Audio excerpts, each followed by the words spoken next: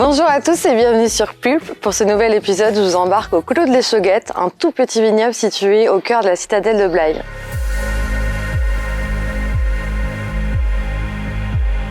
Classée au patrimoine mondial de l'UNESCO, elle a été construite au XVIIe siècle à la demande de Louis XIV pour sa situation idéale.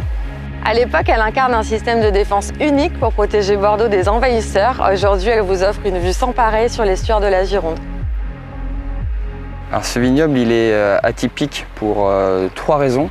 La première, c'est que c'est un des plus petits vignobles du Bordelais, puisque là on est sur un clos, donc comme son nom l'indique, vous voyez, tout est clos, un peu comme en Bourgogne. Il n'y a pas beaucoup de clos à Bordeaux. Il y a 15 arts uniquement. 15 arts, ça fait environ 500 à 700 pieds de vigne. Donc c'est vraiment un tout petit vignoble, micro-vignoble.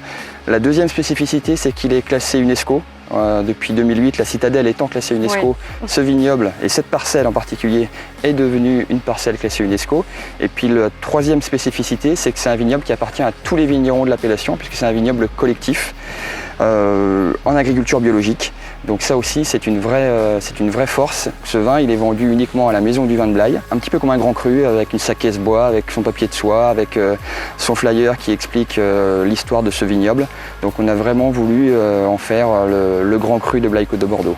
Ce vignoble, c'est aussi un vignoble expérimental. On a fait le choix en 2013, quand on a vraiment repris la main sur ce vignoble au niveau syndical, d'en faire un vignoble vraiment très pédagogique et qui soit dans une démarche environnementale vertueuse, d'où l'agriculture biologique, donc pas de pesticides et pas d'herbicides de synthèse, uniquement des produits naturels, labour à cheval. Le fait de labourer à cheval, évidemment, c'est mieux pour le sol puisqu'on va moins tasser le sol. On a aussi donc des poules qui sont mis à contribution pour manger des escargots par exemple, pour aussi manger tous les ravageurs, tous ceux qui vont gêner la bonne dynamique du vignoble. Donc on essaye vraiment d'être aussi dans une démarche pédagogique. On invite des enfants par exemple pour vendanger. Les vendanges sont faites à la main.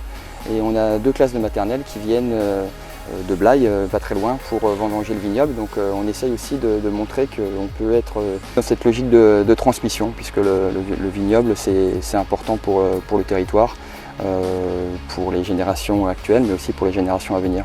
Le grand public peut venir justement durant la période estivale.